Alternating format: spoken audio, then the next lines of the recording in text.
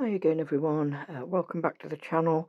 This is my interpretation of the February block of the month, which showed yesterday, and this is the new FPP version of it.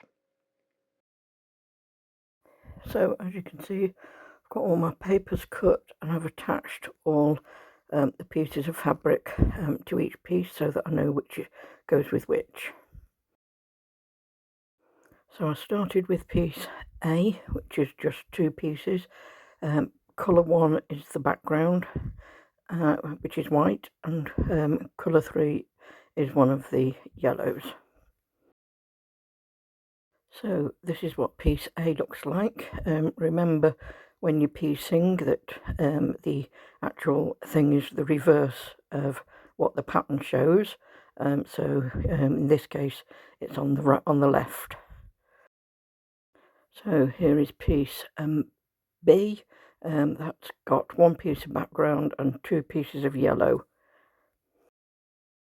So I started to add the pieces, and as you can see there's a little bit there that didn't quite reach the edge of the paper, but I'm not worried because it will be in the seam allowance, so it's fine.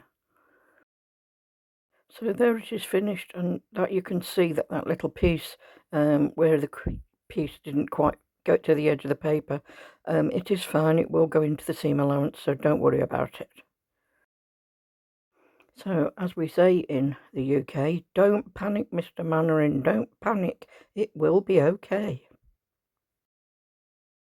So here we are with piece C. This is the only piece that has that many parts to it. All the rest are either only 1, 2 or 3 pieces, but this is the biggest piece. So here it is, that's piece C finished. Now we'll move on to piece D. So here's piece D. This is exactly the same as piece A, other than the yellow corner is in a different corner to what it was on piece A. So here it is, that's that piece finished, and as you can see it's the opposite corner to what we were looking at when we looked at the pattern, but that's how it should be. Now here's piece E, it's just 2 parts to it, and they're both yellows of different colours. And here it is finished. I quite like the look of these two together, they look quite good. I'm hoping the block looks nice when it's finished. So here's part F, exactly the same as part A and D, just again in the opposite corner. So when you flick this one over, you'll see that it's in the position of the other corner. So here's this one. I actually flicked it down instead of turning it over to the other side, but it's just a different corner. So when you get there should be another piece like this. Now here's piece G, again just 2 pieces for you to work on, so quite easy. So this is what this one looks like. I do quite like this yellow, it's very bold yellow, it's quite nice, a bit mustardy. So here we are at piece H. This is actually the centre. The H1 is a background and that's the actual centre of the block, but it's just 4 parts to it. So you can see what that one looks like, which is, as I said, the white's in the centre. So once we put it together, you'll be able to pick that out quite easily. And here's the last piece, which is piece I. It's just 2 parts, a yellow and the background white.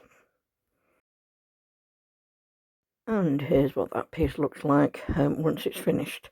And now we're going to start and put it together.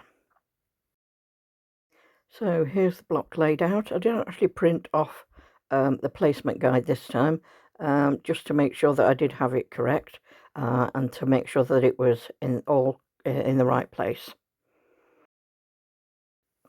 So the first thing you're going to do is join part F to part E. And as you can see, that's what it looks like when you've joined the two together. Next you're going to join part A to part I, and that again, this is what it looks like when it's put together. So I'm hoping you're finding it easy so far.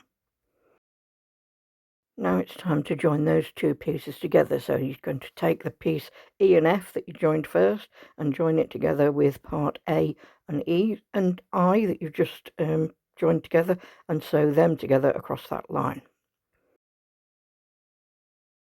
Next you're going to add part C to part D. Remember, part C was the biggest piece with all the colours on, and part D was just a background and one piece of yellow. Join them together. Now you're going to join piece B to piece G, and then once you've joined them two, you're then going to add piece I. This makes up the centre row. You're now going to join the bottom row, which is the part that had part C on it, to that middle row that you've just done with the centre white square, and join those two strips together. Now at the top row, which was the first pieces that you joined together, the first three pieces, and that becomes the top row. That's the row, that's the block finished.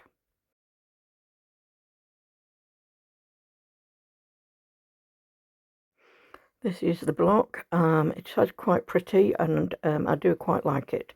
Thanks for watching.